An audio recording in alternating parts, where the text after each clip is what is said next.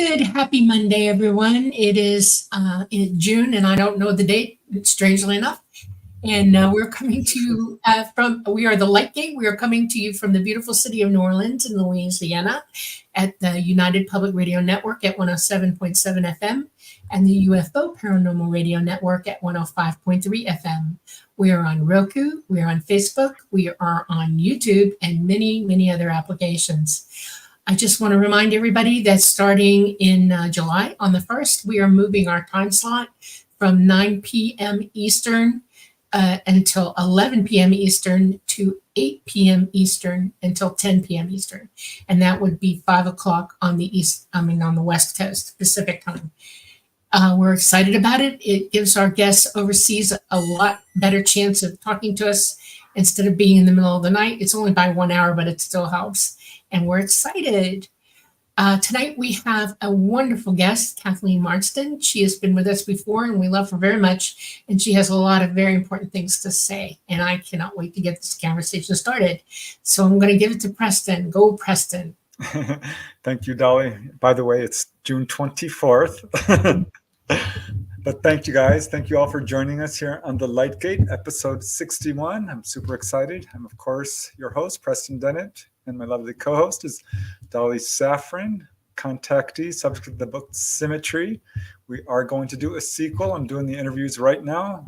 I'm learning some new exciting stuff.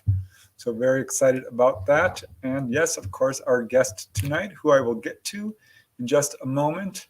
But I really want to thank you all for joining us here tonight. It means a lot. Because of you, we do this show. So thank you. Thank you. We're getting increasingly popular, more and more viewers. So our producers are really happy. First, I want to give a shout out to Namaste. Thank you so much for the super chat donation. It helps a lot. Believe me, it really, really does. Thank you also, Bob Thorson. You guys are awesome. So thank you, thank you, thank you. And let's just say hi to some of you folks here in chat. And looks like we got a nice crowd today, Dollies. I see some very familiar faces. Catherine, Four Feathers, of course. Hi, Catherine. Greetings. Excited for tonight's show. And Brian Morgan is second in. So thank you, Brian. Always nice to see you here. And Ruth Kleiber. Yes, these are all our familiar friends. You guys make doing this show a lot easier for me, certainly. Because I feel like, yeah, you guys are my friends. And it takes all the nervousness that I get out of doing this. Because I still get nervous even after 35 years. Which is funny to me. But it is what it is. Mountain Dan says, greetings, fellow Earthlings from East Tennessee. Thank you for joining us. And Gamma Galaxy, very cool. And who else do we got here? Dawn Curtis. Greetings, Preston and Dolly. I remember her being on TV interviewed. Yes, our guest is actually very well known. She's been in this field for quite some time. She is doing very important work. Okay, who else do we got here? Arvo. I'm not sure I've seen you here before. If I have, I'm sorry, but thank you for joining us. Love and light, everyone. Looking forward to another awesome interview. So yeah, maybe you have been here before. Andrew Rollins, ready to learn something new or have confirmation of an out-of-world experience. Yes, I think hopefully you'll get both. Louise says, greetings from New Jersey. You're awesome, Louise. Thank you for joining us. And Janice Connett. Hi, Janice. Let me see. Rat food. Always nice to have rat food here. Thank you so much, rat food. Okay. And Dager. Dagar. All right. Thank you, Dolly. Can always count on you for pronouncing names. John P. Adventures. Look at all those wonderful emojis. I'm not quite fluent in emoji, but that looks good. Yeah. All right. Twinkle Starlight and Van Darkholm and Star Orchid. Another super sticker. Thank you so much, Star Orchid. endless gratitude to you. It means a lot. Thank you, thank you, thank you. Kamikaze says, hello from Colorado. Such a beautiful, beautiful state. I drove through the Rockies with Dolly. We had a lot of fun. Kimberly Matthias. And who else do we got here? Love you too, Kimberly. You too smoke. It's a grifter convention. Okay. Not sure what that is. Hey. Mark's Shed Talk. Hello from Brisbane, Australia. Hello. Awesome. Yeah. Again, I love it when we have people from all over the world. Woo Riders DG says, hello from Florida. It's quite hot in Florida, isn't it? Let's see. Twinkle Starlight. I'm new to your channel. I'm really enjoying your videos. Oh, thank you, Twinkle. Just hit 30,000 subscribers. Yay. It's growing fast. I've worked at this pretty hard, so that's awesome to see. Thank you, Twinkle. And Audrey Miller, hello. And let's see, I think we're catching up here. Another Australian from Yallingup, Western Australia. Oh, here's a question already. I'll put a star on that so I can get to it. BW says hello. And Kaj, hello, good evening. Very cool. And No. Sector 31, thanks for joining us. Another super sticker donation from Vinay. Thank you so much. That is awesome. You guys just warm my heart every week. Lynn LR, much love to you. And same old ham. I like that. And Mrs. Smith, coming all the way from London. Thank you for staying up late for us. And Absolutely. hopefully in July, we'll get you to bed an hour earlier. Thanks. Thank you. And Dave Rowe, all the way from Auckland, New Zealand. Oh, wow. That's nice. Oh, get this. This is nice. You're my new Art Bell. How awesome is that? Art Bell is, of course, the champ at this. His show, by the way, was the most popular in the world. That's saying something.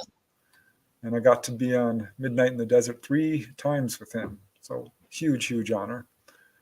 I'm glad someone is carrying the torch. Okay, who else do we got going on? White Dragon, hello. And 50 sec is about 5 USD. Hey, that's still awesome. Trust me. I like it better in SEK. What is that? Sweden? Or I'm not sure. It's a type of currency. EU. So very, very cool. I'm not sure. I don't know. Louise, hello. Hi, Louise. Thank you so much for the super chat. You guys are awesome. My gosh, I'm just honored and delighted by you guys. Here's the answer: Swedish kroner. Kronor. Oh, okay. Kronor. Okay. Thank you for the information. That's the new way to say it, I guess. I have a whole bunch of that in my jewelry box. I brought it back from Sweden. Hey, do. All right, we better get started. So let me put Okay. up the banner first so you guys can see who our guest is on the banner. And let me pull up the bio, which I have right here. Now, Kathleen Marden, of course, is our guest tonight. She's very well known in this field. We are having her back for a second visit because she has so much information and we had so much fun. She was very well received on our show last time, so we're very excited to have her back. But for those of you who didn't get a chance to watch that show, let me tell you a little bit about Kathleen Marden.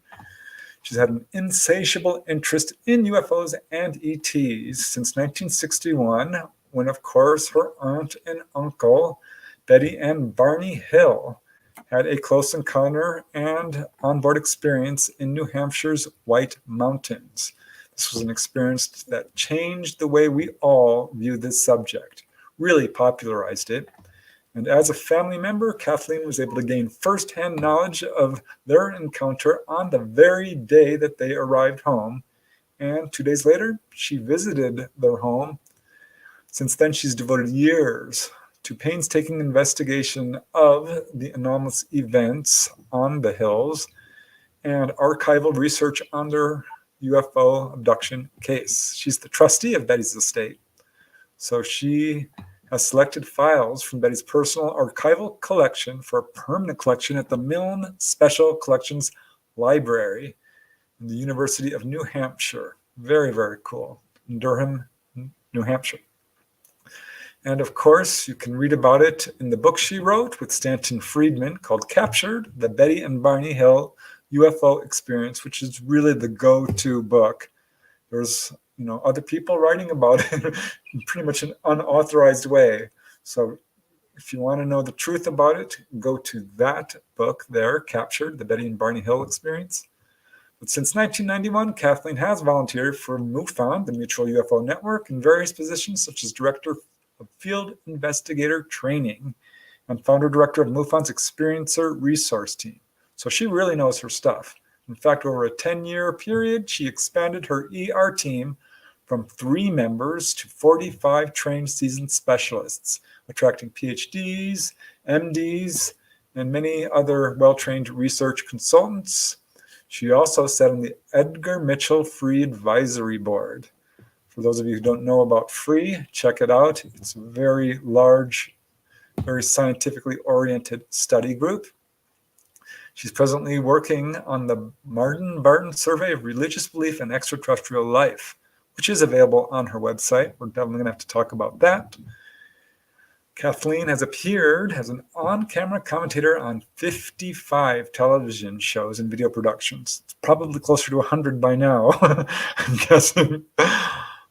Let's see. Additionally, she's spoken on innumerable radio shows and podcasts and has lectured across the United States and outside of the United States, and has authored and co-authored numerous books and articles, both for UFO magazines and journals. Some of her books are available in foreign languages.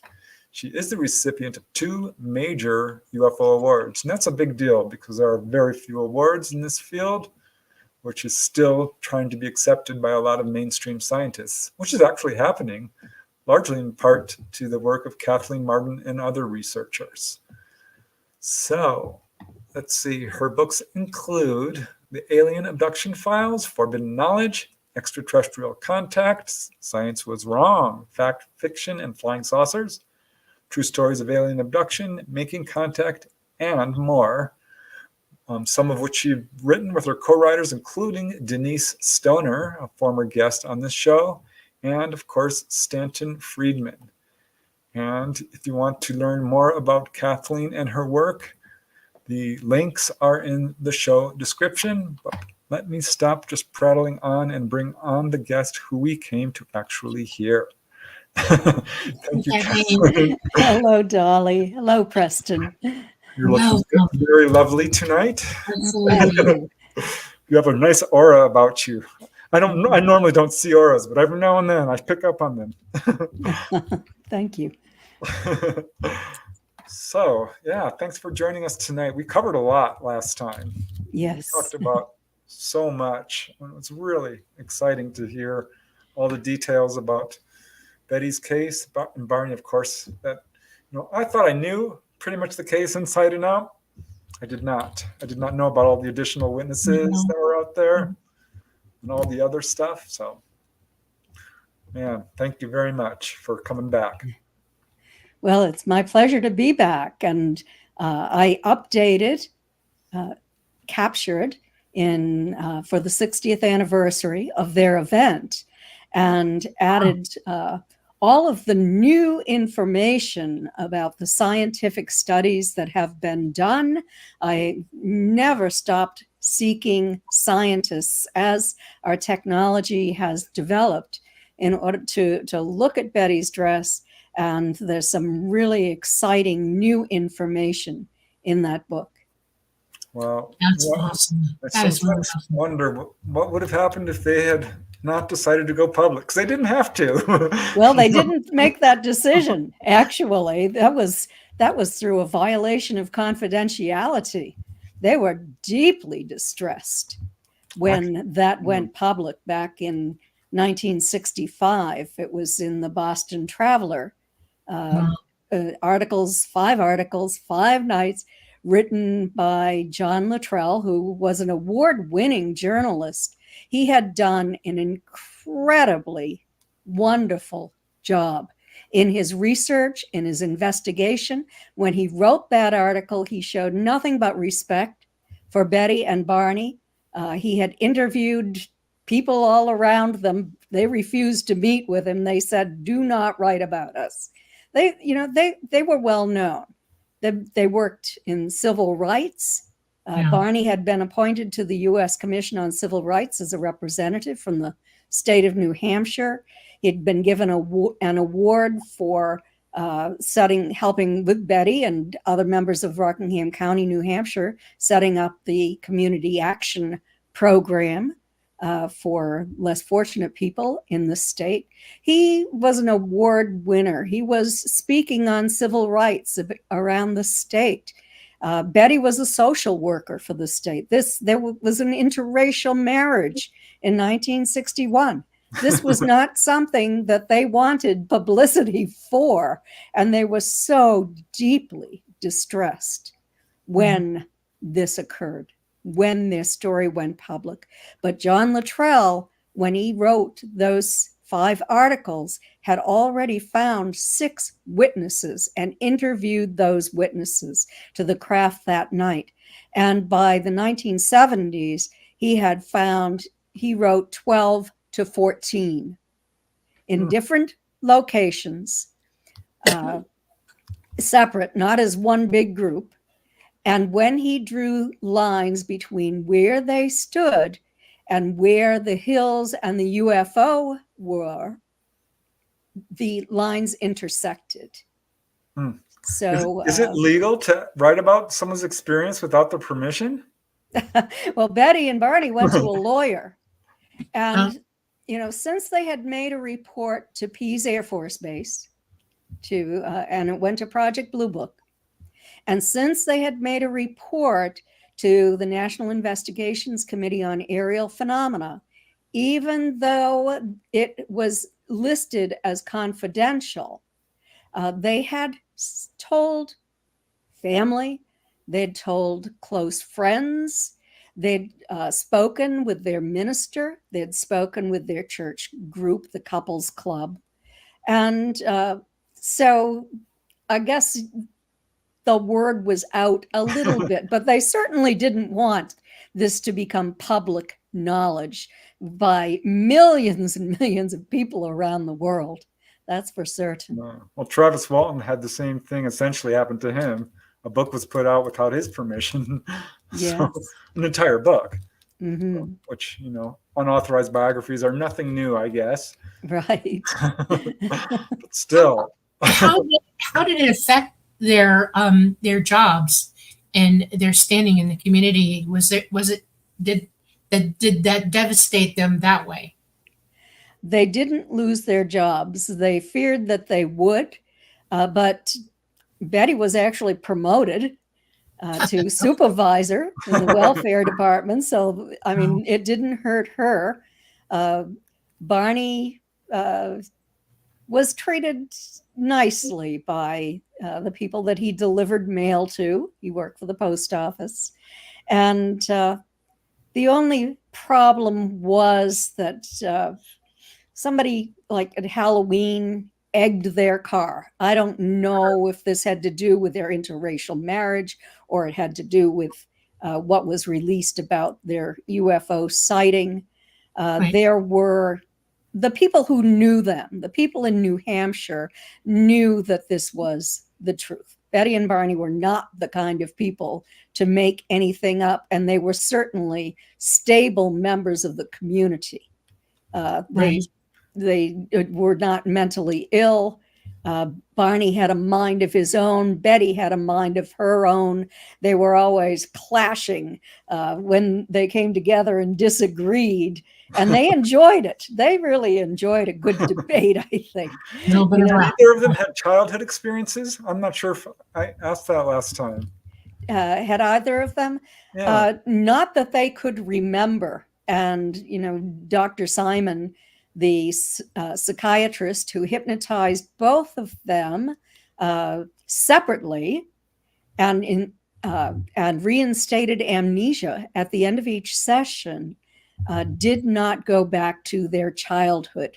So we don't know I mean, he went back to Barney's childhood where he was standing in a field and he was capturing a little rabbit who wasn't aware of his presence. But this wasn't about a UFO. That was just about how Barney felt when he was standing in the field with this craft hovering 100 feet above him and him looking up at these non-human entities. And by the way, that did not come out for the first time under hypnosis.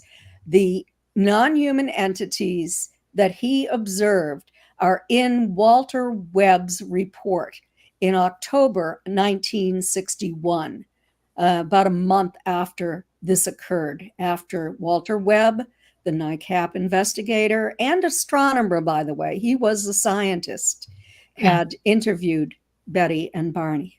So that was, I guess that was reason to. Yeah, I don't know if people realize that, this was at a time when something like this is absolutely unheard of. People being taken on board a craft. There was one case that received any publicity, and that was the Antonio Villas-Boas case in Brazil, and yeah. But that was not known in the United States at that time. It was a few years later when anyone who was a member of the public who was interested in UFOs heard about it. And most people, I think, didn't believe it at the time, even though there was an incredible amount of evidence. I did sort of a journalistic research endeavor on that. And I believe I have an article on my website at Kathleen-Marden.com on that. I know that I've written about it. And boy, there was a tremendous amount of evidence in that case, including radiation burns on his body after that encounter. Yeah, multiple witnesses too. It was hanging over the farm for the days preceding it. Yes. Yes. So a lot of people saw it. It's incredible. He tried to take an object off of that craft. That's when he got escorted off. They pushed him down and said, "You're time to go." Those little guards will not let you leave that craft. They did the same thing to Betty. She tried to abscond with that book. She called it a book. It was, yes, the leader. No, they didn't. The one she called the leader, who was actually the translator and her escort, told her she could take that with her as evidence so that she could prove this really happened. But as she was leaving the craft, the little guards, who were about 3.5 to 4 feet tall, saw that she had it, and they took it away from her, and she was furious. She was so angry about that. She was yelling. She didn't want to leave it. No, she didn't. So close. Right. To having something that would have changed everything. That's true. And how much of that book did she get to pilfer through? I mean, was she looking through it before she walked off at all? I mean, yes. In fact, this was more like a tablet. She called it a book, but we didn't have tablets in those days. Right. Yeah. And so I was able to acquire evidence from her because in the year 2000, I started investigating the case formally in 1991, slowly. And in the year 2000, I asked her about those symbols. I asked her if she had, if she could remember any of them. And I gave her about a week, went back, and there she had symbols. She had several. Now, there were actually, I believe, 6 rows of these symbols, and they were vertical rows. But she gave me a row. And she said she wasn't sure if they were in the precise order or not. But, oh, there they are. There are the symbols and her signature.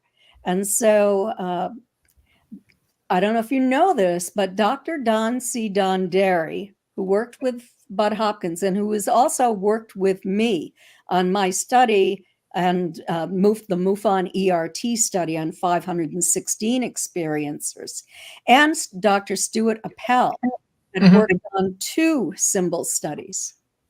Are you aware of this? No. I did not know this. Very, very interesting studies. They used experiencers.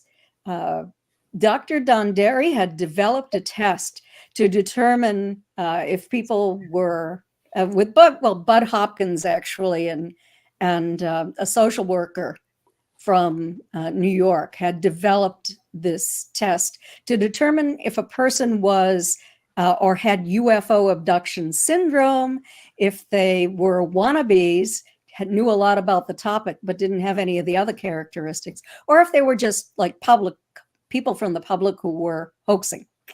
And so they were able to identify the people who were had UFO abduction syndrome.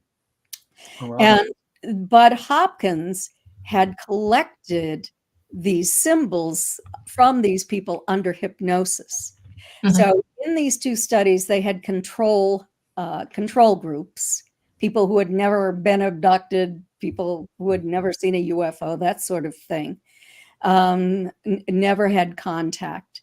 And Dr. Donderi developed sort of a statistical scale.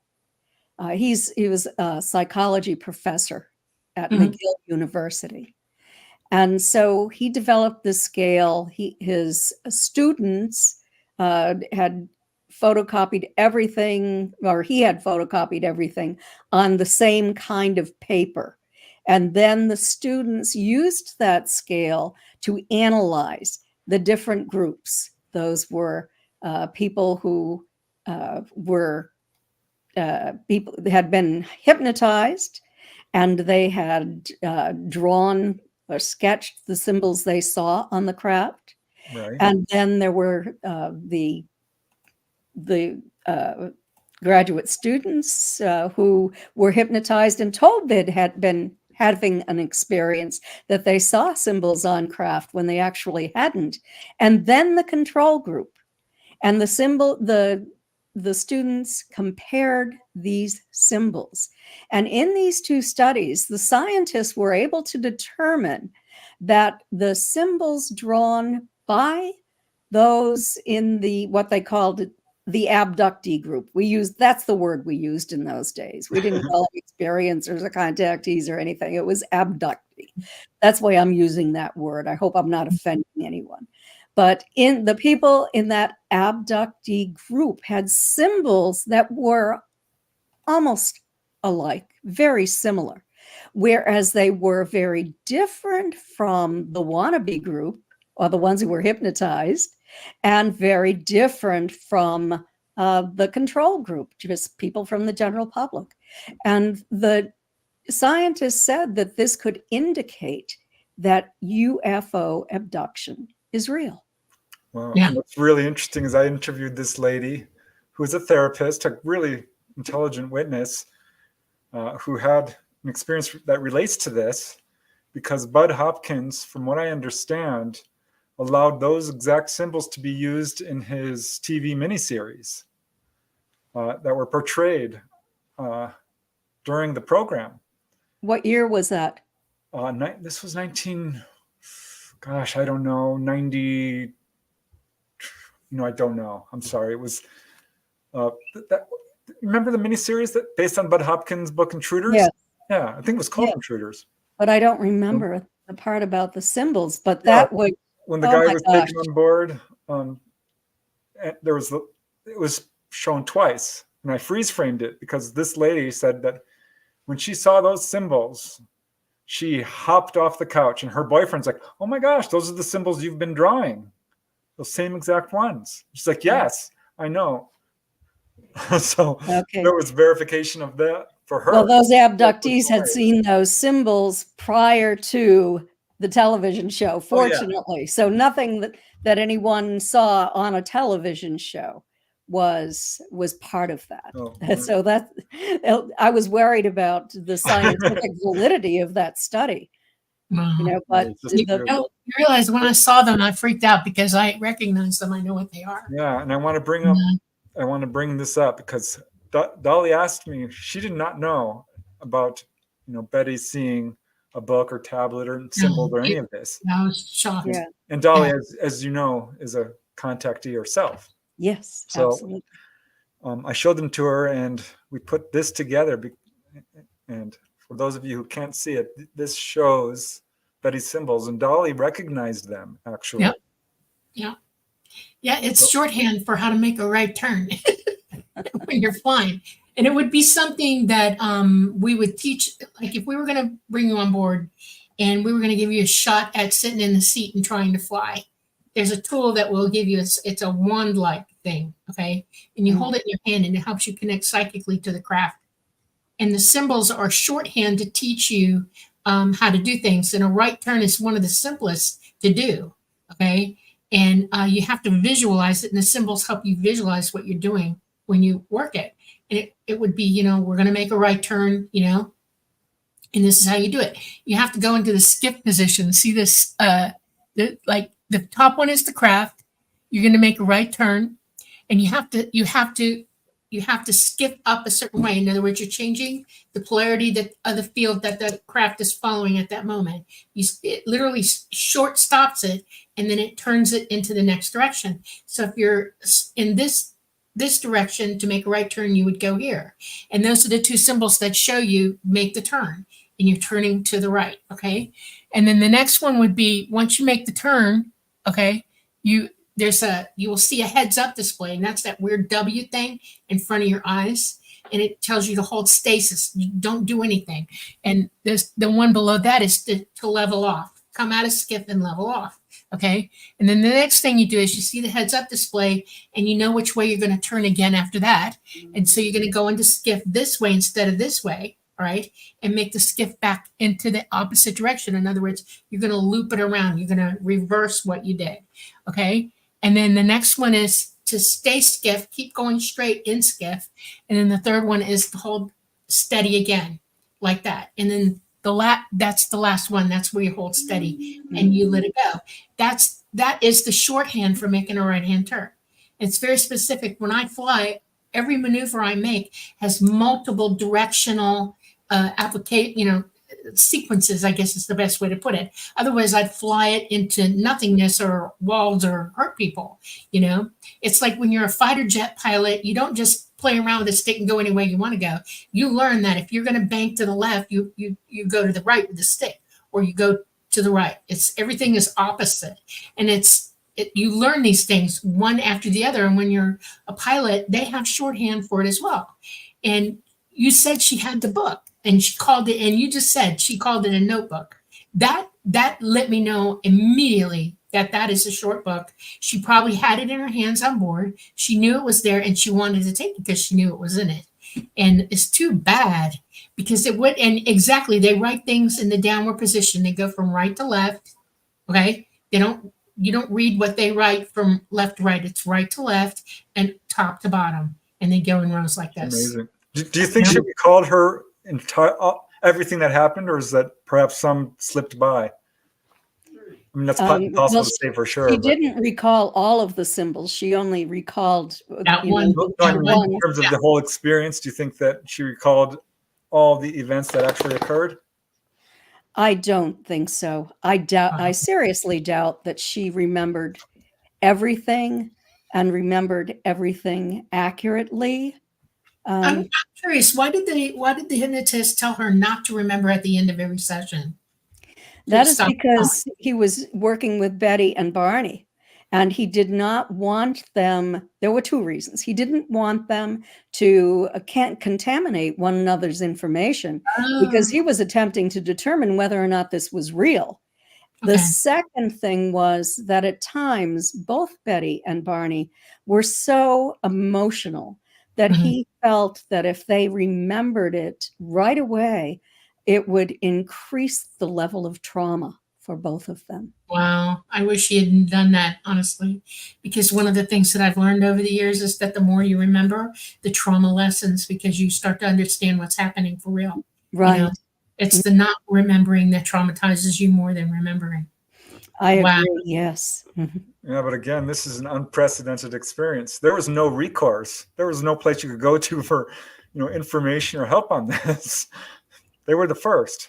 They were the first, yes, and the first to undergo hypnosis for this. And they only underwent hypnosis because Barney had developed a medical problem, bleeding ulcers that wouldn't recede with regular medical treatment. So he underwent hypnosis over this amnesia. He was referred to Dr. Simon for this purpose, to overcome this medical problem. Did it work? And it did work. Good. It worked until the violation of confidentiality and everything went public. And it was so distressing to Barney that he began to have problems again. And of course, he died from a cerebral hemorrhage in 1969 when he was only 46 years old. I'm so sorry. That's tragic. It was a tragic loss. So what did they think when other people started to report these kinds of experiences? Because it was like a year after that, I think there was another book that came out called The Terror Above Us by Malcolm Kent. I don't know if you're aware of that book, but it covers an upstate New York case involving two brothers. Their pseudonyms, the Steiner brothers. It came out in 1967? It was 1 year after or 1966? Don Fuller's book. Okay, 1967 then. No, I wasn't even aware of that, nor were Betty or Barney. Oh, wow. Yeah, it was a tiny, I have it somewhere back there. It's a tiny itty bitty little paperback book. But I think it's probably a legit case because it has a lot of the details that we see. But, you know, as the years passed, I'm not sure what was the first time that they saw, you know, someone else has experienced this as well.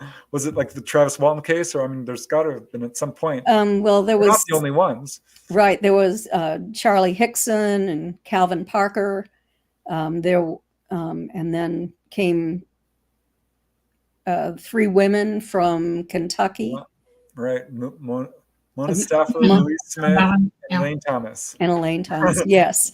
And Betty actually helped them. They were so traumatized, and Betty spoke to them and really helped them a lot. And then came Travis. Right. He was a couple of months after that, I believe.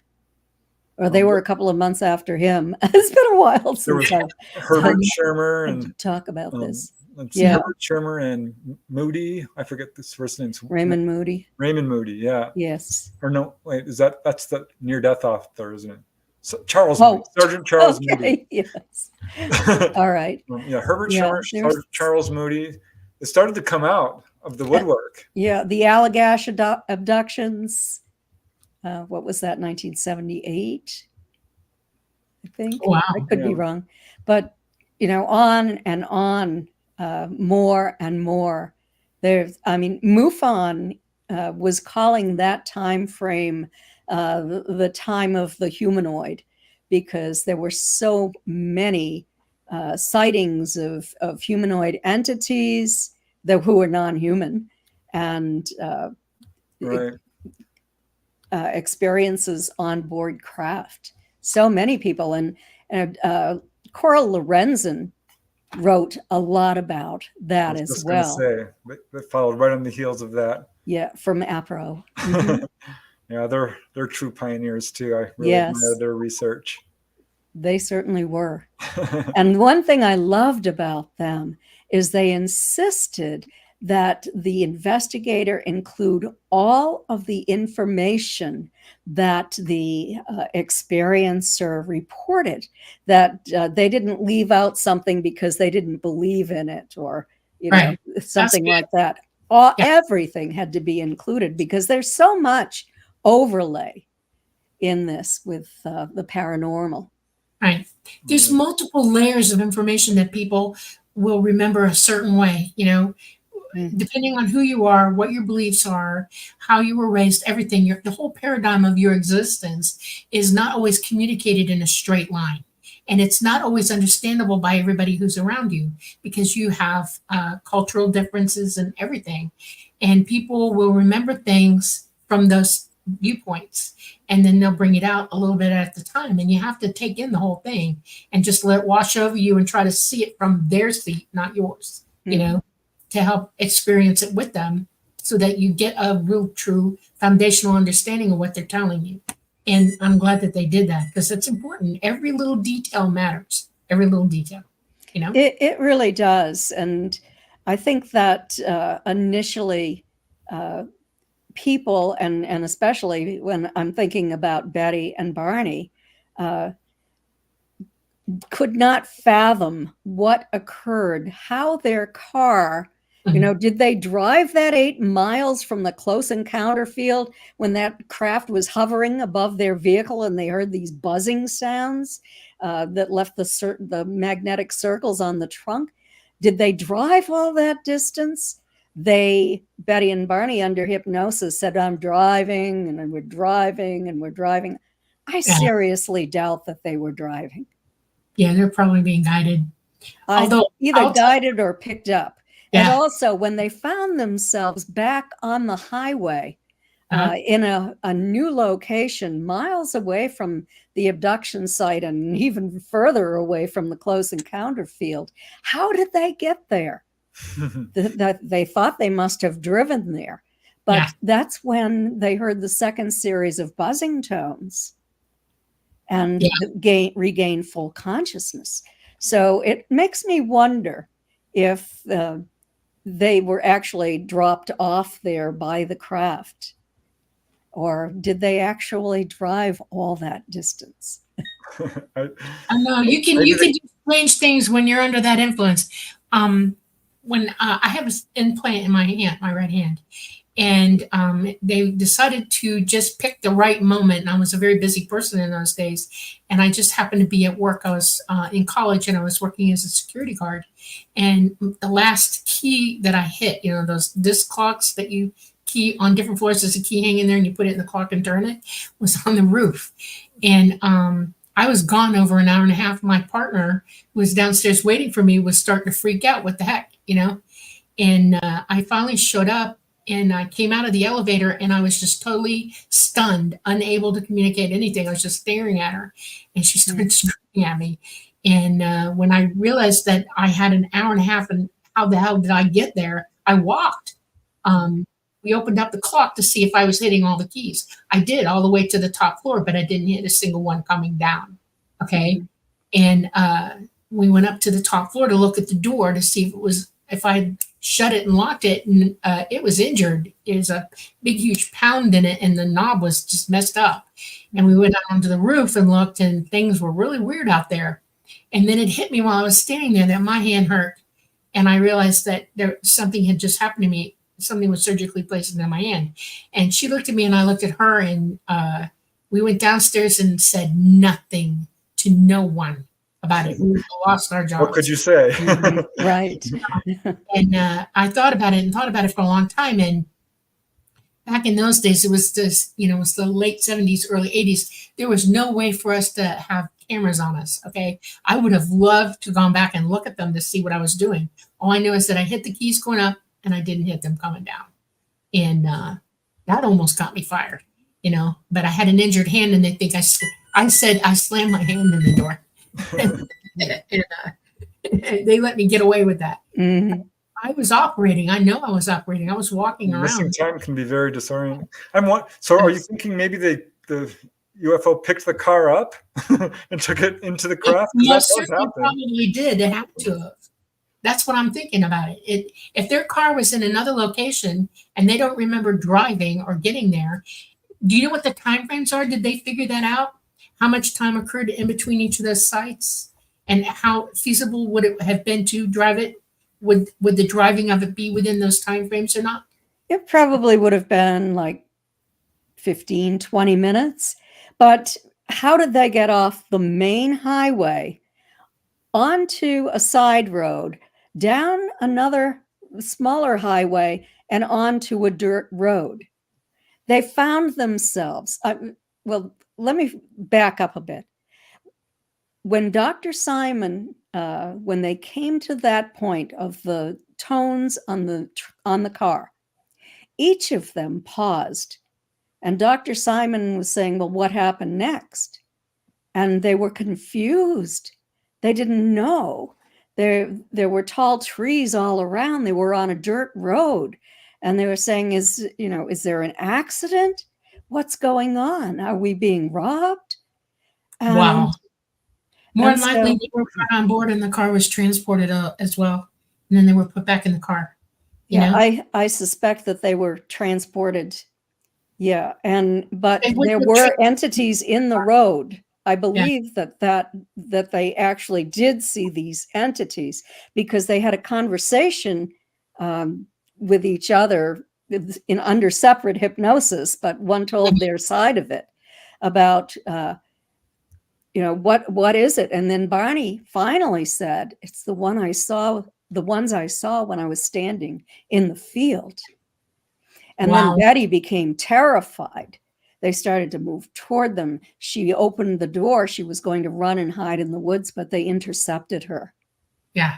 They pointed something at her, and Well, she lost let me- consciousness. I want to ask you and Preston a question because you both research a lot. And I'm going to tell you why I'm asking it afterwards. Have you ever, either one of you, ever gotten a story of a gray driving somebody's vehicle somewhere at any time? I don't think I have. I feel like Well, I would my remember that right off the bat. Yeah. In my experience, some of the cars cars too dangerous for them. They would have, if they would have been caught, they have to stay stealthy, and there's no way they couldn't even probably reach the pedals. They're that short, or look over the top of it. So there were some taller ones too. There were some that were taller than Betty. There were two that were taller than Betty, who was like 5'1". People do report the car driving by itself. It's like, my hands aren't even on the wheel. I can't remember. I thought that there might have been something, but no, I don't think that I can remember an ET ever driving a vehicle from any of the cases that I've worked on. No, when they finally, how did they discover what they learned under hypnosis? Was it when they sat down and listened to the tapes themselves, or did the doctor say, okay, now it's time to remember? No, Dr. Simon asked them if they would like to listen to the tapes in his office. And so they said, yes, they wanted to. And so they went in. They had been going every Saturday. It was a total of 6 months. And for the last 2 months, they listened to the hypnosis tapes and talked about it and processed it together. And Dr. Simon, of course, had no scientific evidence that extraterrestrials were picking up people off the highway. And so he was grasping at straws, trying to find any prosaic explanation that he could. Well, maybe, Betty believed her dreams, and Barney absorbed these dreams when he overheard Betty talking about it. That's the reason that I did a comparative analysis. I actually transcribed, and I wasn't a good typist, but I transcribed all of those hypnosis tapes, all those hours. And then I compared their statements, and they said so many things, detailed information that contradicted Betty's dreams. Yeah. Wow. So yeah, this was real. I tried everything I could to discredit this story. Did they get lost? I had read everything I think that the debunkers and disinformants have written about the case. And well, speaking of it was real. disinforming, I want to bring up something that we did mention early before the show, just briefly, because I think it's important, because there is a certain researcher out there who's claiming, some pretty odd things about Betty and Barney Hill, that they didn't have a real experience. And yes. I think we know who it is, but I'll leave it up to you if you want to talk about him or not, or even address this. Yes, I heard Dr. Stephen Greer on a podcast, and an associate of mine sent me the link, and I hadn't been aware of it. And I was listening, and he said, Betty and Barney Hill did not have a UFO abduction by extraterrestrials. They were taken by human hands.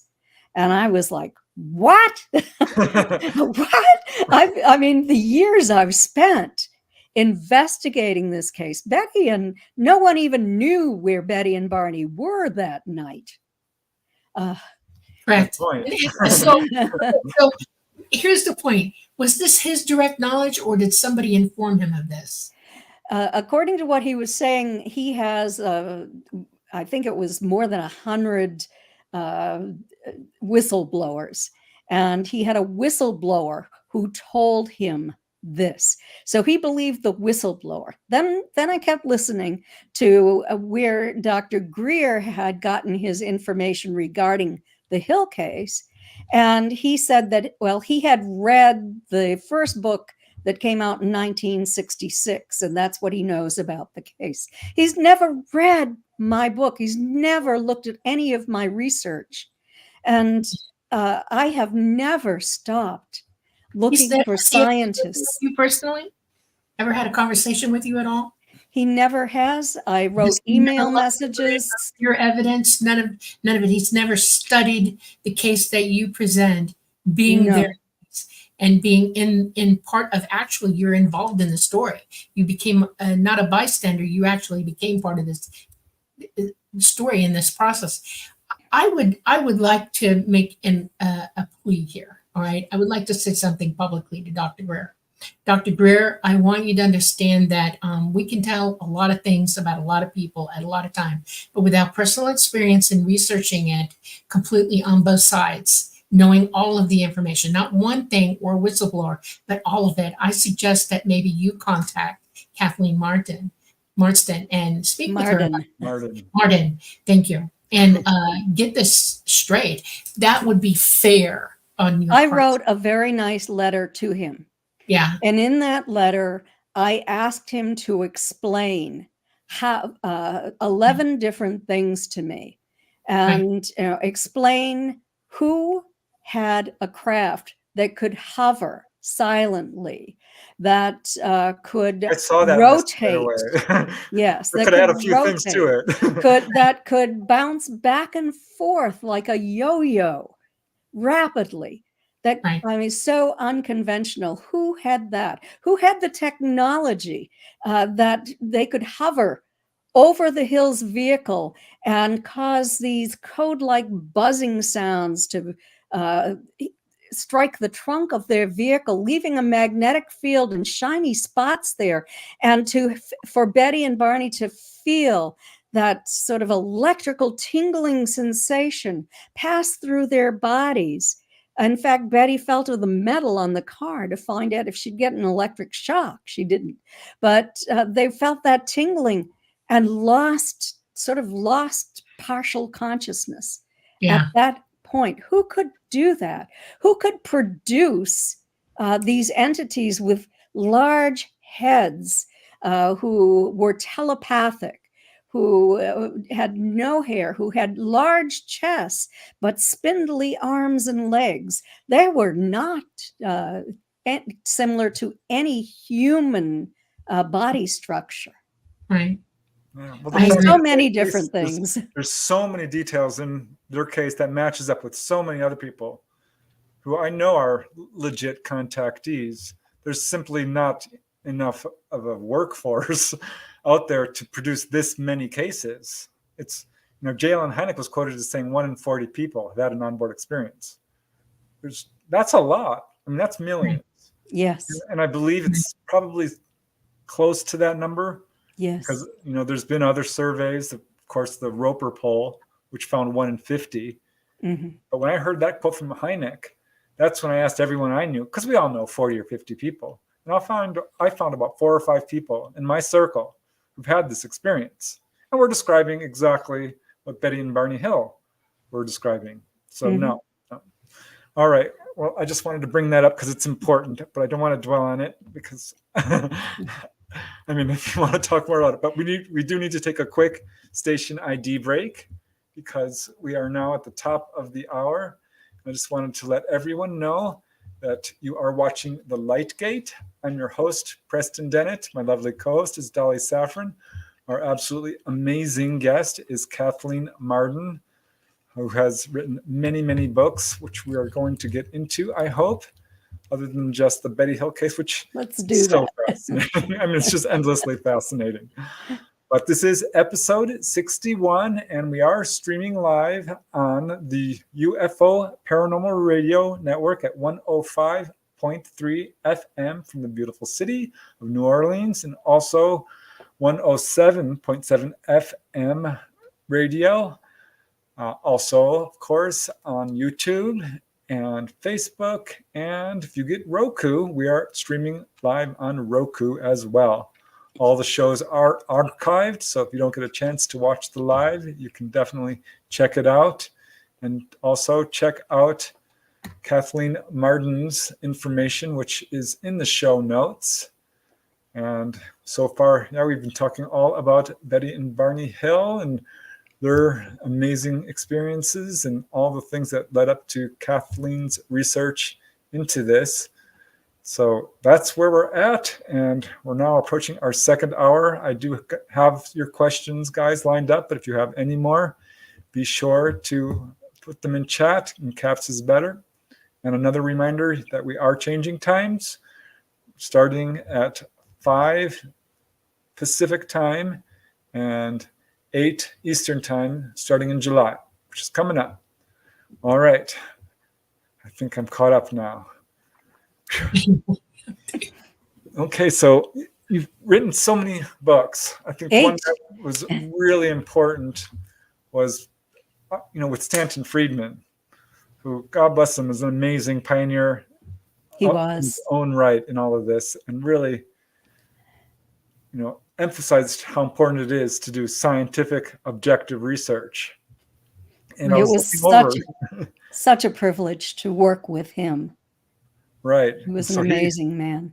I mean, in your book that you co-wrote, you talked about Phil Klass and Donald Menzel and some of these active debunkers and disinformation artists who apparently we're still dealing with. Yes, they're back. So yeah, I wonder if you could talk Really a little bit about Yeah. what you learned about that and all the disinformation in this field that it's muddying the waters. It certainly is. And I developed a real interest in that because I knew that it was happening to Betty, particularly after Barney died.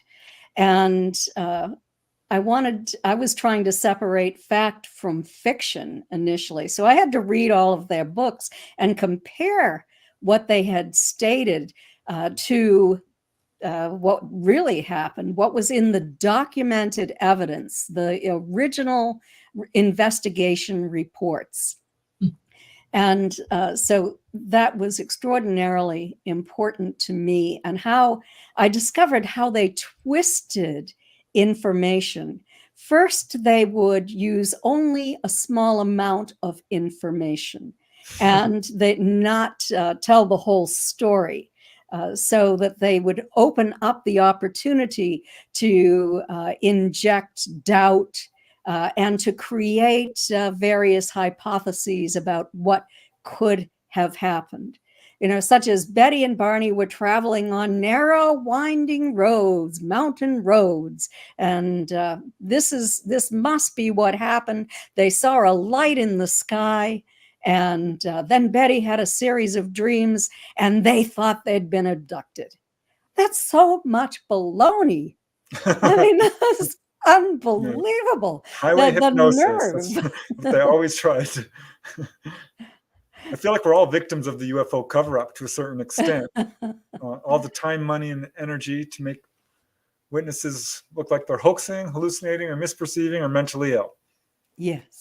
Yes, so much money and time has gone into that, and it's the intelligence community too. It's not just amateur debunkers, or I don't even like to call them debunkers, because debunkers the definition is they take the bunk out of something and tell the truth. These people are putting the bunk in. So that's why I call them disinformants, really. They're not really debunkers. Wow. And they're not skeptics. Their minds are made up. Right. They have a job that they're going to do. Now, I feel like why they know are they it's doing true this? too. It's disingenuous. It Right. is. They're lying. Yeah. And so I want to know why. What is the psychological process that they go through? Are they so fearful of this that they have to lie about it? No, Are I they think it's worse than that. It's So- way worse than that. I think it's nefarious, honestly. Yeah. So, well, I have a lot of different ideas. Yeah, they're little generals in a whole army of disinformation that is guiding one thing. The little jobs are generally well paid for. You know, if you do this, you'll get a certain amount of money for it, or you get this. You know, there's always something in the offering of what they're doing, or they're doing it for righteousness' sake. They're so deluded or delusional that they're doing the right thing, that they're willing to do something wrong to do what they think is right. That is a psychological anomaly in our entire human genome that people employ. We're being operated by a mafioso type of life. Okay, and I'll give you, for instance, why. I agree with Started that. way back in back in the days of old, when men were bold and maidenhood was in flower. These people lived on big plots of land with a castle or a duchy sitting there, and all the people lived within the walls of this, and they were protected by their superiors, by those who had authority over them. And if they did what they were supposed to do, they were protected. If they didn't, you're out. You know, or something bad would happen with to your you. head. Okay, look, it's like that now. We are in a life where we're told what to do, or you're out. You conform, or you're not going to be conformable to anybody, and you're ruined. Okay, that we have people. Insurance companies say, look, we'll take care of you. We'll make everything great for you, but you have to pay us money for this. Okay. The government says we'll protect you, but you must pay these taxes, and you must swear allegiance and NDAs and all kinds of stuff to us to make this right. They compartmentalize everything. So there's a terrible hierarchy from the top all the way down to the bottom. Yes. And And everybody's from still invested in it. intelligence Yes. agencies to Right. just people who don't want to believe it, who Exactly. are frightened And or afraid of the driver. Yeah. that it will frighten the population. Right. And that's a lie. That's the biggest lie of all. Does not make sense. The more you shine a light on something and show it for what it really is, people are going to do one of two things. They're either going to accept it and go, oh, okay, I see that. Or they're going to get mad as hell because now they know they've been lied to. Now they know they've been used, and now they're going to pay you back for it. Okay. That's what they don't want at all. They don't want their control, their authority usurped in any way, shape, or form. And they do have an agenda. They have a reason for what they do. And people need to wake up to that. People need to realize that, no, this is not, don't play their game. Don't believe their agendas. Don't believe their authority over you, any of it. Get off this slave train, because the more you start thinking for yourself and doing what you know is right, the least they're going to have control over you. And that's what they don't want. And they will muck you up with every kind of lie, every kind of story, every kind of situation, every kind of war, this, that, and the other. It's all smoke and mirrors and pressure to get what they want, not what you want. Yes. And do not respond to them on social media. No. If they attack you, simply ignore it. Yep.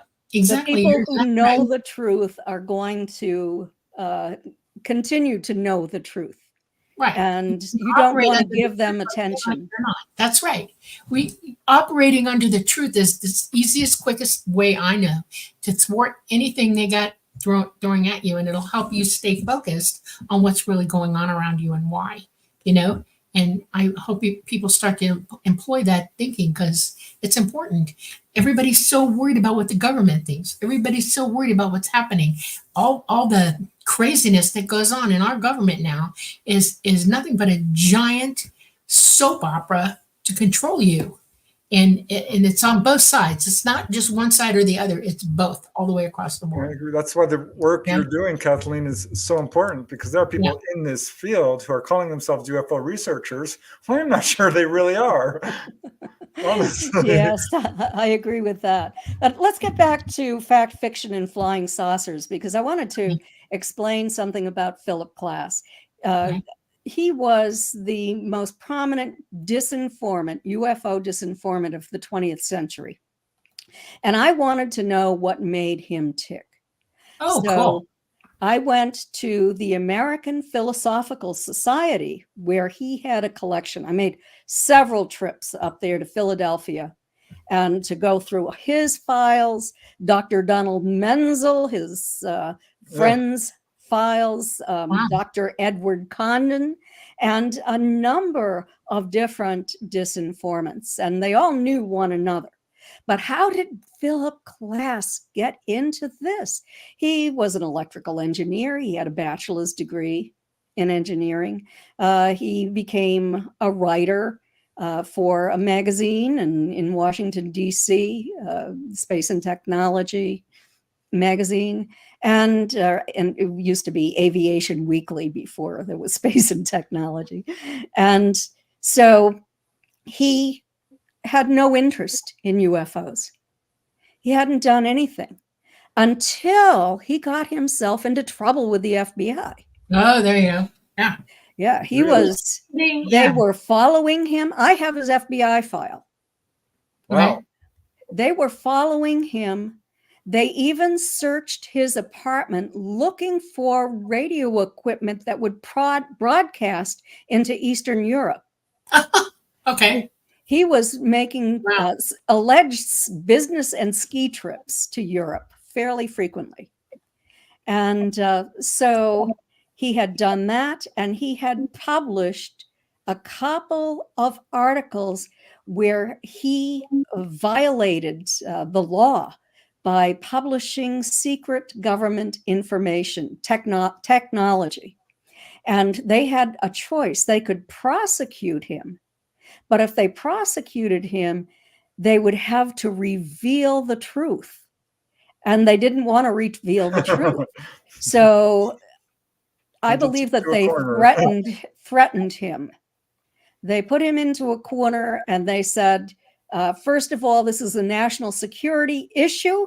If you want to maintain a good reputation, if you would like to be on television as a spokesperson, we want you to do this.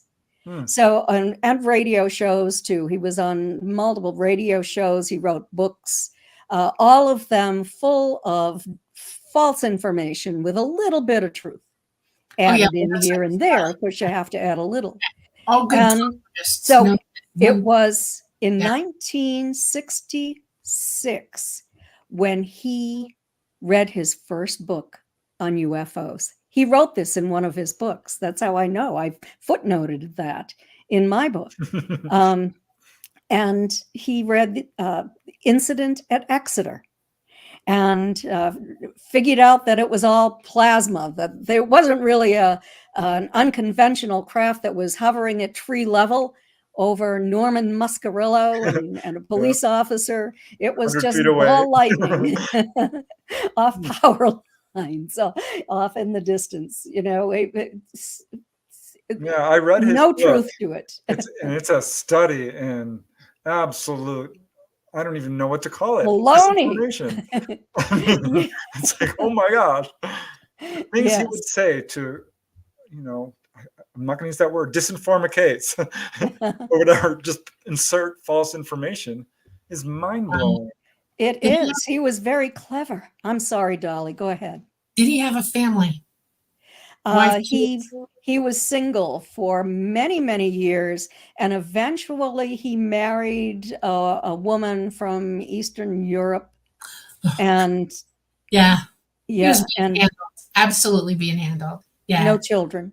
Yeah, that's why he was being handled. They weren't letting him. Well, it gives me a little bit of sympathy for him, a little bit, because again, so many people. I mean, we're all being pushed around because of this subject. And it's changing, thanks to the work you're doing and people like Dolly coming forward, and everyone's doing their part. But man, we're still fighting a battle with this.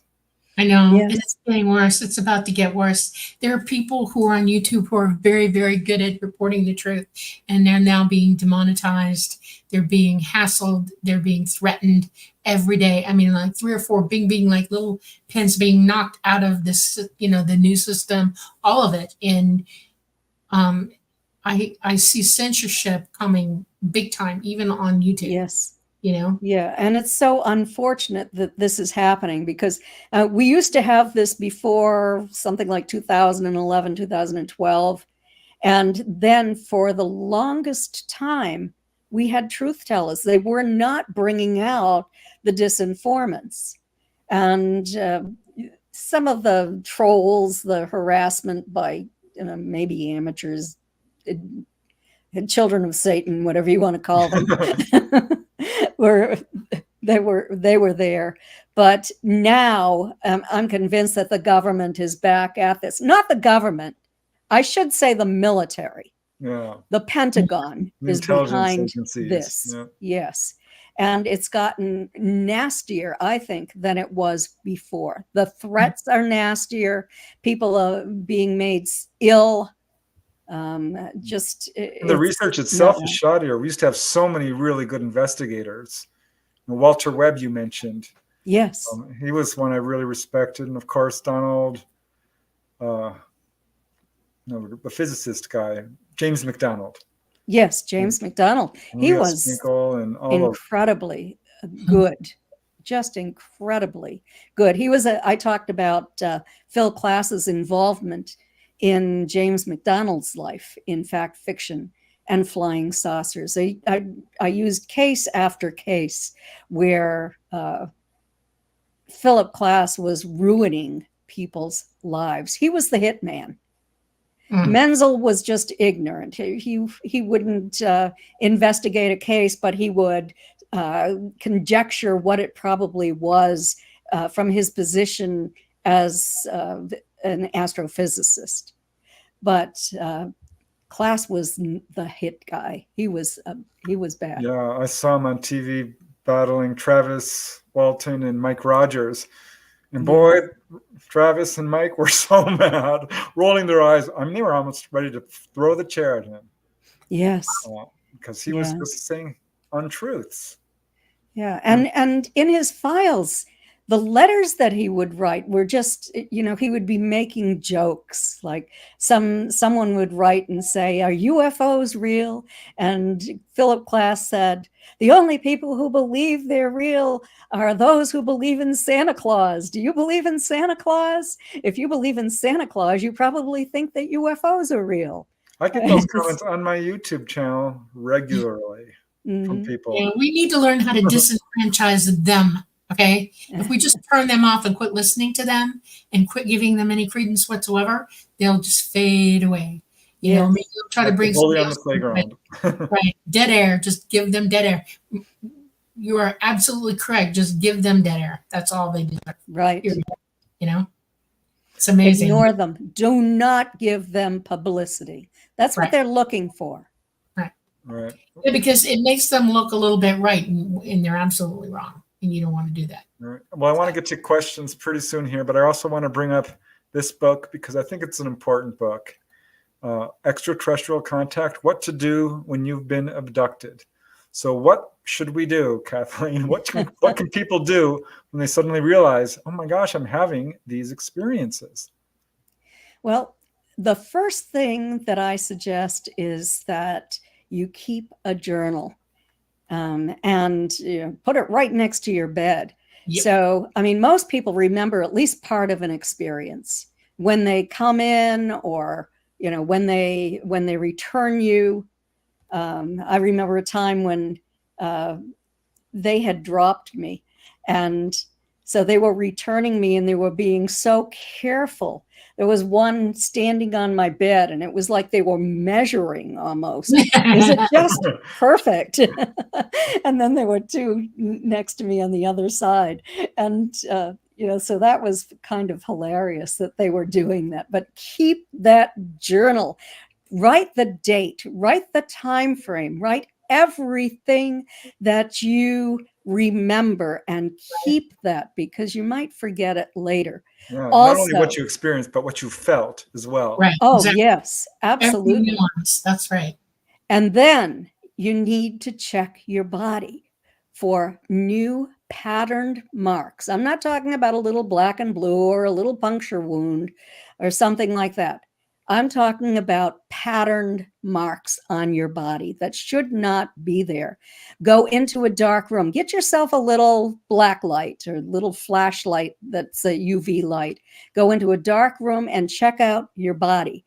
If you have fluorescent patterned marks on your body, then hold the black light and have somebody take a photograph don't use a flash. Just take the photograph of that on your body. And you want to keep all of that information. Some people set up game cameras or security cameras in their bedrooms, because so many of the experiences today just take place in your home. You might have been outside the first time, but they know where you live. And so it's so much easier just to come and take you whenever they need to take you for whatever purpose. Right.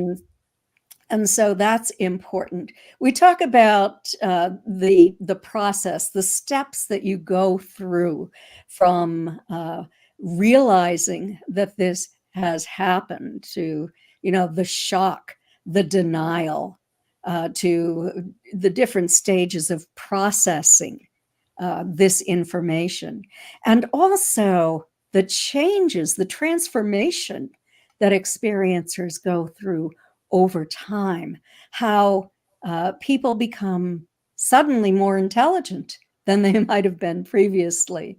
They might never have had an out-of-body experience, but they will have an out-of-body experience. Oh. Yeah. You become psychic or intuitive. You might develop the ability of touch, of healing through your hands. Yeah. I want to explain something. That doesn't happen because they're with you. It happens because you're with them. In other words, everybody's already psychic. You just don't realize it. And it's like learning to talk. If you start talking, you're using that ability. And your psychic ability, they're communicating with you that way, and it's goading you to use yours. And the more you communicate with them, the more you're working with them, the more your abilities are transforming. I definitely notice it's a two-way street, because a lot of contactees, but they're not making you that way. They're just bringing out your abilities, your own abilities. They're enforcing them and teaching you how to use your own abilities. It's like a mother teacher talk or ride a bike. It's just something that's natural for you to do. And that's the word right there, natural. It's not supernatural. This is natural human abilities. Yeah, absolutely natural for you to do. That's right. And they're concerned about the health of our bodies. And when people become ill, when they're experiencers, they can be healed. You wrote a book about that, Preston. Very good book, in fact. And that is so important to experiencers, to know that these entities are not just treating them like lab rats or treating us like lab rats, but that they are concerned about the toxicity in our bodies. That's why they do some of these tests, to check us for toxicity, to try to cleanse our bodies, and if we become ill, if we develop cancer, for example, they will heal us.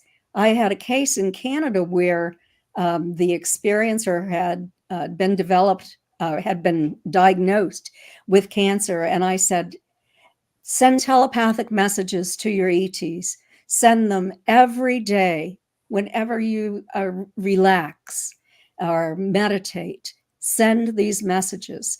And a couple of weeks later, he sent me a film, and it was of an orb that slid down his wall. It was a beautiful baby blue, and it flew across the room, and it was morphing, and then it dove down into his body, and it healed his cancer. I have yet to find a major researcher who deals with experiencers, basically focusing on that, who doesn't have healing cases. I asked Bud Hopkins once at a convention, this back in 1994, because he's written books, but he never once wrote about UFO healing cases. Right. It puzzled me. So I asked him, it's like, oh yeah, I have them. And I'm actually really encouraged by it that ETs seem to be most interested in the most lovely aspects of being human. So, although, there's so much fear surrounding the subject, so much There is a lot of confusion. fear. Yeah. I'll And absolutely acknowledge that, but I don't think they're here to hurt us. I No. don't either. I don't. They certainly frighten us. We, regardless of the experience, so many people are traumatized initially. You have to work through that. If you hold on to fear, if you hold on to trauma, if you develop hatred toward them, like so many people do, you're never going to be able to move on and live a comfortable life. You're never going to elevate your vibrational frequency and be happy. And it's really sad when I see people who are hanging on to that Oh, I know. that Yeah, I know. negativity. They built a wall and they're not learning anything. They're just recycling all these emotions and all these ideas in themselves. And they can't break out of it or see the truth of anything because they're too busy being involved with that. And it's really sad, It is. And I went through that for a long time just because I'm Betty Hill's niece. And I didn't dare. And finally, I developed the courage to speak with John Mack. Bud Hopkins hypnotized me. I spoke with other prominent researchers. And I was still, I don't know, I still felt traumatized. But then I met Denise Stoner. And I started to go to her experiencer groups, support groups. And she hypnotized me. And she was so kind. I had so many conscious memories of my experiences. That's what was so traumatic. I didn't understand it. But then through that hypnosis, I calmed down. And, you hear about people loving those non-humans. And a lot of people say, oh, it's just Stockholm syndrome. Well, I don't think that it's that. They've helped me. They've given me gifts that, physical gifts. Their kindness. I've had several contactees say they've never felt such great love as they have from ETs. Absolutely. A spouse when they're married for the person or holding their child. They'll use that same word, a love like never before. I've heard that phrase. Yes, the most unconditional, intense love you've ever experienced. I've had that happen to me. Yep. Wow, that's amazing. Okay, can we pull up a few questions? Here's one that came by email, actually, prior to the show. This is from Jeff. He's asking, question for Dolly and Kathleen and me. What can you tell us about the connection between certain experiencers and a metabolic condition that can cause cravings for protein? I don't think I have any cases of contactees developing cravings. I've heard some contactees have cravings for salt. I've never run into that. I don't know if you've heard anything like this or what Jeff is asking. This was on our first study. And yes, there was an elevated level of people who craved salt after having an experience, but no one mentioned protein. I've actually noticed the opposite. Some people lean towards vegetarianism. Yes. Mm-hmm. Not always, though. Well, Dolly, vegetable protein. Dolly, you have a comment on that question they asked you as well? Yeah. I'm just going to do it from this standpoint because this is medically known. All right. If you're on a plant-based diet, your intelligence suffers. That is a fact. The fastest way I know to put somebody into a cult is to take protein away from them and put them on plant-based. They become pliable, their emotions, there's everything. You're not feeding your brain correctly. We're animals, just like all the other animals that are, we eat not just plants, we eat proteins as well. And it is important that our bodies metabolize certain proteins to remain healthy. And if you're coming back from ET and you're craving something, you might ask yourself, maybe there's something going on with you, and they've emphasized this with you to pay attention to that particular thing. And that's the way I'm going to talk about it. I think that's more of what's going on. That's a great response. Yeah. Okay. Yeah. There you go. Okay, here's an interesting question from Andrew Rollins, who asks, how can a person tell a being's natural ability from technology? I find that an interesting question because some people are healed by ETs using technology, lights, but others get a hands-on healing type of thing. And to always explain this, a lot of the craft themselves are basically using a sort of a psychic technology. So it's light technology. It's light.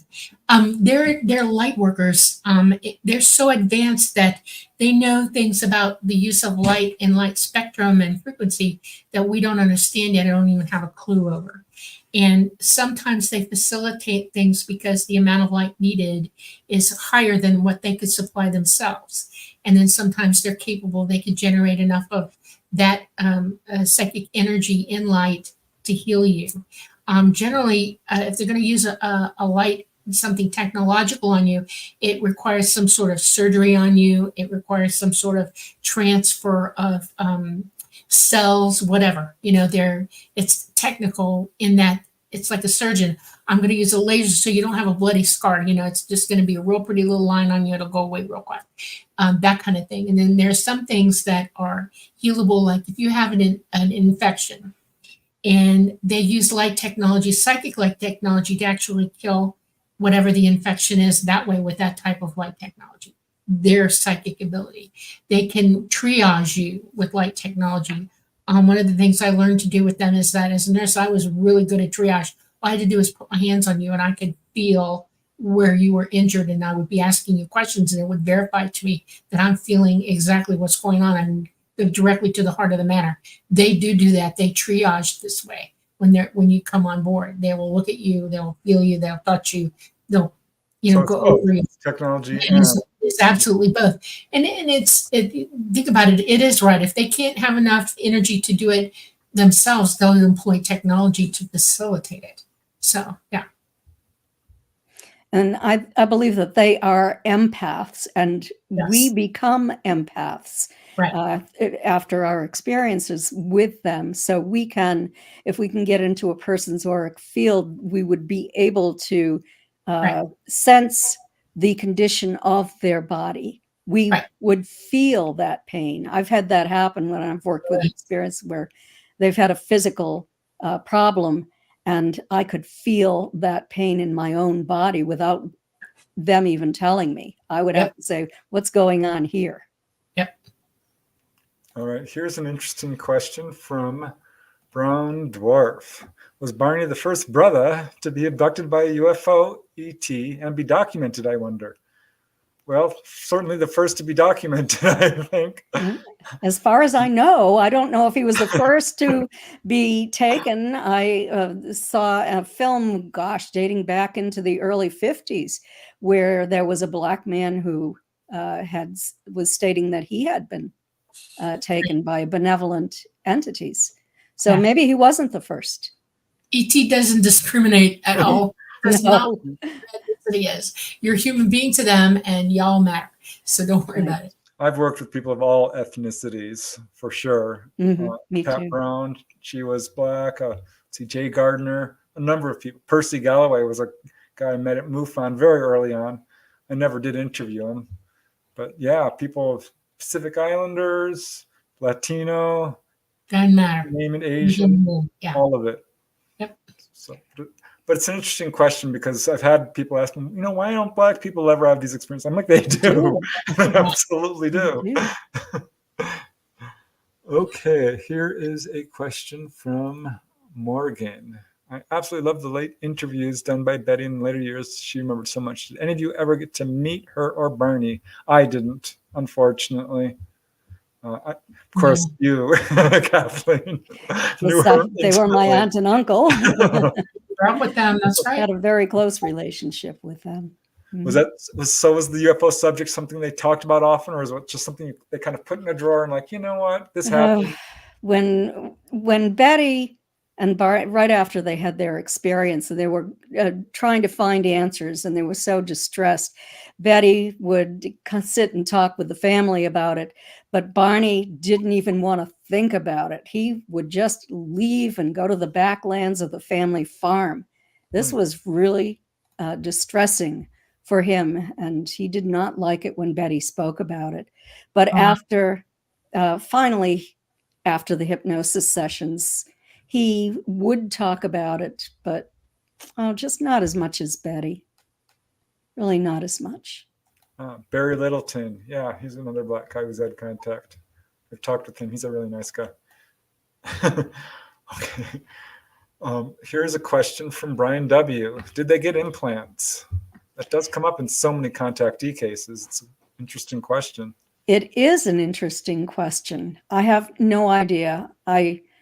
Barney died when he was so young, but I know that Betty was taken more than one time. She never made that public because she was under attack already by people who didn't believe that it was even possible. Why is she going to say, "Oh, it happened to me once a year"? Yeah, but I don't know if she had an implant. Probably. Probably too. I think most do. I think if you're a contactee, it's probably true. Mm-hmm. I even wonder if that was her first time, or if it was. There's no way that was her first time. She's probably contacting most of her life, honestly. I think that could have been true. Yes, speculation, but. Okay, this is not a question, but I think it's an important statement. Scarlet Fire says, extraterrestrial contact, what to do when you've been abducted by Kathleen Marden. This book, in caps, is one of the best I've read. Yeah. Thank you so much. Yes, I've heard that comment by others as well. So I'm very proud of that. Thank you so much. Just saying, when you started talking about it, and I was waiting for you to say the first thing you had to say, in my mind, the very first thing is write it down. Okay, that's what I tell everybody. Write it down. When you said that, I went, "Yep, you got it. You know, that's absolute." So would you recommend hypnosis for people? I would, because hypnosis used therapeutically is excellent. It is excellent. EMDR therapy, imagery, that kind of therapy with a good qualified person, not an amateur. Right. All of that is extraordinarily important, I believe. Yeah, you don't want a hypnotist who's going to lead you into something that you don't remember. You don't want them to, because they'll take you to a dream state at that point, and you don't want to go there. You need to be the one to talk about things, not them tell you what to talk about. Okay, they can ask questions, but it can't lead you at all. And the best thing a hypnotist can do, in my opinion, and as a nurse, this is a very valid point I'm about to make. You are not reliving as if you're still there. What you are doing is you've been made to be comfortable. You're in a place where you're safe. You know you're safe. You have an emergency word to get you out of it if need be. That your safety, how you feel, what you're going to recall has to be natural to you. You have to be in a place where you can do it in a natural, safe way for you.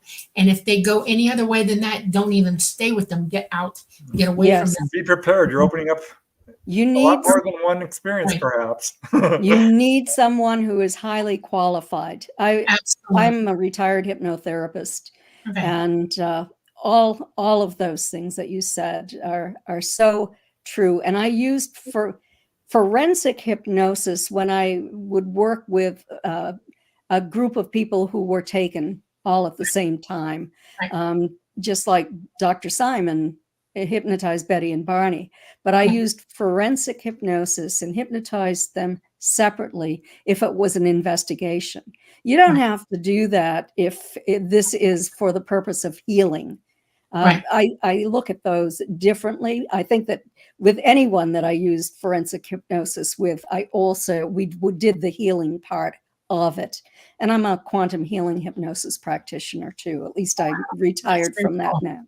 Okay. So yeah, you can go to my website, Kathleen-Marden.com. I have written articles about hypnosis and the academic studies done on hypnosis with Betty and Barney. And I think I have the hypnosis that I did with Calvin Parker on there as well. Wow. Amazing. Cool. That's cool. Okay, I've got some more questions. I'm curious about this because I haven't heard any updates. This is from Scarlet Fire. This is actually a statement. Kathleen is seeking to redo the Betty Hill movie more accurately. I heard there was something in the works, but I haven't heard any. But I'm not involved in it. Oh, no. No, I'm not involved in it. And that really worries me. I mean, I have more information on this Can than you file an anyone. injunction on that And at all in their name? Because you operate their estate, right? You're literally the executive officer of their estate. I am. Can you file an injunction against it? I mean, there's got to be something you could do to stop that. Well, the individual who has the contract to produce a movie based on my book with Stan Friedman, captured the Betty and Barney Hill UFO experience, I believe has reached out to them. I haven't heard any more about them doing this production. So I don't know. I knew that they had a relationship with Barney's granddaughter, who was something like 37 years old when I heard about this. Now, Barney died years before she was born, and she knew almost nothing about it, only what was passed down through her grandmother, who was Barney's ex-wife. Okay. Wow. That's certainly interesting. Well, I hope if they do it, that you do get involved, because I think that's important. Yeah. And that it's accurate. I was so disappointed by Fire in the Sky, which was so good up until the UFO part. As a researcher, accuracy is so important. Really? I mean, I'm not a writer of fiction. Right. To me, accuracy is all of it. Sensationalizing something for fear or monetary gain or whatever is not acceptable behavior as far as I'm concerned in our society. We have to all start learning to tell the truth. And this is one of the ways we can start doing that, is absolutely following facts and data and not imagining or amplifying something that isn't true or real or there, you know. Mm-hmm. We want them to know the truth, not this, you know. Scarlet Fire says the captured book is so good as well. Yes, I can attest to that. It's really a page turner. Okay, let's see. I think we've got some other interesting questions here. This one is from Rat Food. Are the hypnosis tapes from Betty and Barney Hill public? They are not. Betty asked me not to make them public. However, I did make a DVD using the hypnosis tapes in my comparative analysis of their statements. So you hear them along the entire trip, including the experience on board the craft, where you hear Betty's statement and you hear Barney's statement. And I think that I've commented about how this was, you know, this is not in Betty's dreams, but they are saying the same thing here. Sorry, Dolly, you were going to say something. No, I'm like, you know, you finished what I was thinking when you said what you said. I was like, okay. Sorry. I kind of read. No, I hate to openly admit this, but I can. When you're talking, I already know. I hear what you're saying as you're saying it in my head. That's okay, you use it enough, it starts to develop. Yeah, myself. It's weird. Yeah. Okay. Yeah.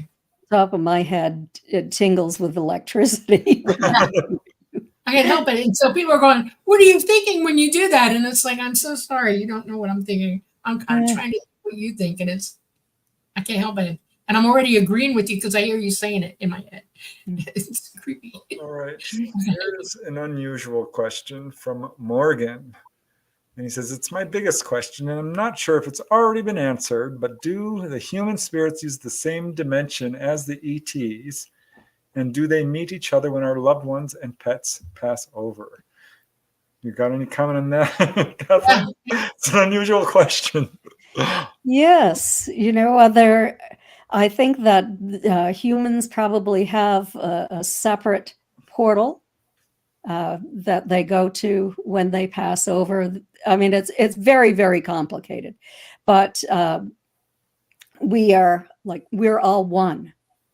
When you think about it, we are all one under one consciousness. So there would be ETs within that afterlife consciousness state. And, the ETs that I know are in the 5th dimension. There are a couple in the 9th dimension too, but they're they no longer have bodies. Yeah. So do you have any cases where people have been taken on board and seen? Because Whitley Strieber talked about this, and I know I've got one case where someone has been taken on board and seen a deceased loved one or a spirit. Have you ever run across that? Any of your? Yes, with deceased loved ones. And I've always wondered, what this experiment, is this an experiment with human emotion? Dolly, you're shaking your head. No, please answer it. You know the answer and I don't. Okay, well, we know that there are 12 dimensions in this universe, and we're all on top of one another. Mm-hmm. And, start at the bottom, but it's on the outside the bottom when we go toward the middle, okay, in gravity. And we're in a gravity-heavy dimension, 3rd dimension. And the further out you go, the less gravity and things change in physics, okay, quantum physics start occurring and different things. If you're born in the 3rd dimension and you're operating in the 3rd dimension, you're on the same level as everything else in the 3rd dimension, including ETs. If an ET is alive and born in this dimension and living in this dimension, and you can communicate with them, they are spiritually in the same evolution as you. This is an evolutionary process that has nothing to do with anything else. We're here for a reason. We're here to learn. And everybody in this dimension are learning the hard way. Trust me, all of us. When you go up, when you evolve, when you ascend up dimensionally, you start losing certain attributes. One of them is like by the time you hit the 5th dimension, you're non-corporeal. Okay, you can assume any shape you please from prior lives all the way into whatever future you're experiencing in the 5th dimension. 9th dimension is really way out there. They're more like unbelievably evolved light beings, and their intelligence is off the charts. Okay, I aspire to that. I want to be that. Okay, that's where I want to go next. And so we are all of us, because we're all in the same universe and we're all within these 12 dimensions. We are all the same psychic consciousness. We're all one in that way. We're all in what you would think of as source. Source is literally where we all are without being in a dimensional space, without body. We're mind. We're all mind. And we know each other, we hear each other, and we experience one another. ET has ghosts in the 3rd dimension, just like we do. And you can go on board a craft with them. And if you have a family or a loved one who is just following you around going, what are you doing? Why are you there? And they show up on craft. And I've actually seen that happen. I've also actually seen human beings pass away on craft, and the ETs honor that and bring them out into the next phase of whatever their existence is. It's a big, ethnic thing that they do, because they're capable of leaving their bodies, and they're very good at it. And so they know where you're going, and they kind of give you an escort out. It's a big deal. It's a big happy day for everybody. Well, this brings us to another one of your books, which I think is also really important, because what you are doing is what some researchers aren't. They're not acknowledging the spiritual aspects and how this can absolutely spiritually transform a person. And here's your book, 2nd edition of Forbidden Knowledge, for those who can't see it. It's a beautiful cover. Forbidden Knowledge, a personal journey from alien abduction to spiritual transformation. And this is something you personally experienced. I did. This is my personal story. Wow. My a little bit about my life with my aunt and uncle, the hypnosis sessions I've had, my journey for deeper understanding through all of the investigative work that I've done, through all of the research, and then the experimentation. And doing an experiment where I and a team of investigators met with a council of ETs, with Kevin Briggs, who you may have heard of him, You mentioned but on the show, yeah. he's had a long-term relationship with these non-humans. And as researchers, we were looking for physical evidence, and we actually did acquire evidence.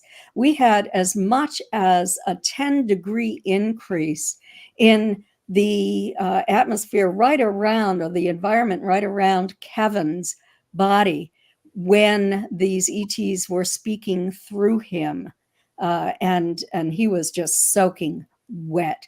They showed us their craft. They showed us orbs. They communicated telepathically with us. And it was really remarkable, wonderful gifts that we received from them. And in that book, I have 114 questions that our team asked the ETs and their responses. That's awesome. That's That kind is of interesting. Yeah. Yeah, you know the message Forbidden knowledge. they want everybody to do that. They want everybody to ask. They want everybody to communicate with them. They want you to stop thinking about all the crazy stuff that's going on here and start to heal yourself and develop your ability. And when I say develop ability, I'm literally telling you that this is the spiritual aspect of self. Okay? This is who we really, really are. This is nothing. We're just in this right now for whatever we're learning. That we're way more than that, and ET is also. And I'm going to read the book because I'm proud of you. That's so cool, Kathleen, that you did that. I love that. That needs to be talked about more than anything, honestly. Oh, thank you. I like to tell the truth, and this is the truth. This is the second edition. The first edition is different than this. The second edition is more focused on my exploration, my work. The first edition is more focused on my struggle, my personal struggle through all of this. So choose whatever you want. You started right. You started with the healing, and then you went into that's the point. That's the whole. You prove it right there. You're proving this the process. I'm dying to know what's the most interesting question you all asked them that you got an answer to, and what was the answer? Oh my gosh! Choosing between 100 questions. Yes, just so many. We learned a lot about consciousness, a lot about the different dimensions, what it was like in the dimensions that they lived in. What I wanted to know, why did they take my family along genetic lines? And they said, well, we didn't do that initially. We just randomly selected people. It was opportunistic. But then when we discovered genetic lines that could survive the collapse of the Earth's ecosystem, then we took people along genetic lines to for further development and that sort of thing. So it was very interesting to receive the answer to that question. That we just have a few minutes left. I want to pop maybe one or two more questions if I can. Here's an interesting question from Octopus with No Friends about implants. And they were asking, where, may I ask, are these implants placed? Because I might have a thing. I've heard many places in my own research, but what about you, Kathleen? Me too. Those implants have intelligence, so they might insert it through your hand or through your foot, and it will travel to wherever it needs to land in your body. So, I mean, a lot of people have them right around the left ear. I have one right in front of the ear. You might have one behind the ear. some in the brain, throughout the body. Some people have more than one. I think that they have various functions, and you might have to have one taken out and one replaced. But more recently, I've found that people, like in one family, the mother and both daughters were taken. They woke up with actual puncture wounds in the lower part of their teeth and the gums, and X-rays indicated implants in the jaw where they couldn't easily be removed. Right? Yeah, they're like bone. The one in my hand is in a crown of bone, which is fascinates the heck out of me because the bone was altered to put the implant in the bone, and it's crown around it like a ring with a stone in it, and it doesn't move around and do that. It has a specific purpose. I have one in my high sinus that does move around. It drives me crazy. Sometimes it's lower, sometimes it's higher. One in my upper right thigh that I call it my early warning system because it gets jumpy when the wrong kind of people are coming toward me. Like within a day of them arriving in my life, it will start vibrating. It does weird things. And if they physically get close enough to me, it will literally freak out and start vibrating or jump around in my leg. And it's like, okay, calm down. I got this. It's creepy. This particular implant literally went all the way up to my hip and stayed there for a week. And I thought, why is it there? Why? And then it came back down. And I found out later that I had an issue, and it was trying to help me. If that makes any sense to you, they were sending impulses to it to make me better. And because they knew I had a problem, and they were trying to make me better. And it did. It actually helped me. I heard implants in arms, legs, hands, and feet, sinuses, jaw, behind the ear, but never really on the torso. I'm sure there must be some cases, but I don't know. No, there wouldn't be. That involves your organs, and they don't do that. It's always in the extremities or in somewhere near a bone. You don't have a lot of bone except in your ribs, and they leave those alone as well. So it's always near bone. We're pretty much out of time, but I'm going to pop this one up real fast from Rat Food. Yeah. Dolly, do Greys wear red overalls? I have one case, and I know of one other. Yeah, the little short guys get weird every now and then, and yes, they will put on red overalls. They wear. I don't know why. I think they're trying to make friends with you. Honest to goodness, if you like red, that's what they're going to do because they can read your minds.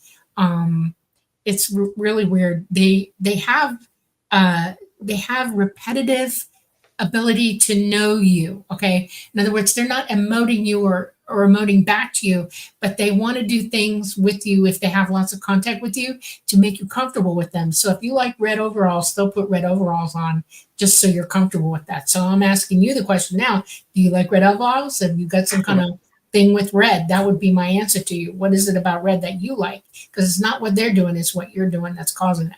So people must like silver overalls then, because that's very common. All right, Kathleen, we're pretty much at the end. I want to pop up your books again so that people know where they can learn more about your research. Here's the Alien Abduction Files, the most startling cases of human alien contact ever reported. Gosh, you've done some really good That's research. not my claim. That's my publisher's claim. Probably true anyway. But Forbidden Knowledge, a personal journey from alien abduction to spiritual transformation. that's cool. Here is, And that's the second one, right? Yep. all right, and Captured, the book you want to read if you're interested in the Betty and Barney Hill case, and you should be, because that's the seminal. That's the real, that's the real deal. That's right the there. landmark case. Yeah. Extraterrestrial Contact, What to Do When You've Been Abducted, with a glowing review by Scarlet Fire. Science Was Wrong. Startling truths about cures, theories, and inventions that they declared impossible. Stanton, we didn't even get into this. We're going to have you back. Yeah. It's not about, well, only a little bit is about UFOs. That's all right. We do other stuff. Yeah, absolutely. Fact, fiction, and flying saucers. And gosh. I loved writing that book. And true stories of alien abductions. There's more, but we are running out of time. I mean, we're out of time. Yeah, we are. We're pushing it. Kathleen, you're gonna hang with us. We're gonna make another date with you, okay? Because this is an infinite subject, and you're very, very well versed in it. And I dearly want to have you come back again and to hear what you have to say. Thank you for everybody for coming this Monday night. We will see you an hour earlier in July, and I'm excited about that. And you all have a wonderful week. Let everything you want to be happen, okay? Especially if it's good for you and it heals you. We have been coming to you from the beautiful city of New Orleans in Louisiana at the United Public Radio Network and at 107.7 FM and the UFO Paranormal Radio Network at 105.3 FM. Namaste, everybody. Peace, love. We love you. And wait, one more thing. Remember, we are changing time. I did say that an hour earlier in July 1st. Okay. I also want to give thanks to all the people who gave super chats and everyone who watched the show. And of course, thank you, Kathleen. Yes. My pleasure. So good to talk to both of you again. Yes. All right. Night, night, everybody.